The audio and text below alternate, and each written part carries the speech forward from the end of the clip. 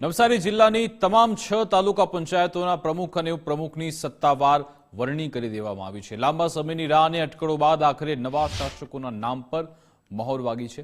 નવસારી, જલાલપોર, ગણદેવી, ચીખલી અને ખેરગામ વાંસદા તાલુકા પંચાયતના શાસન ધુરા કોના હાથમાં સોંપવામાં આવી।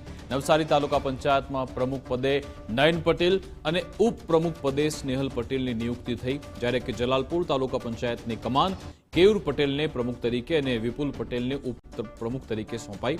તાલુકા પંચાયતની ધુરામાં મહિલા શક્તિને પણ પૂરતું પ્રતિનિધિત્વ આપવામાં આવ્યું છે।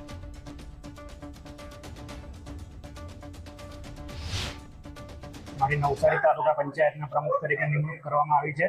નિમણૂક થવા બદલ હું પાર્ટીનો ખૂબ ખૂબ આભાર માનું છું અને અમારા 16 સભ્યોનો પણ ખૂબ ખૂબ આભાર માનું છું। અને હવે આગામી દિવસોમાં નવસારી તાલુકા પંચાયતના તમામ ગામોના સર્વાંગી વિકાસ માટે જે કંઈ પણ ખૂટતી કડીઓ છે તેને આગળ અમે ધપાવીશું।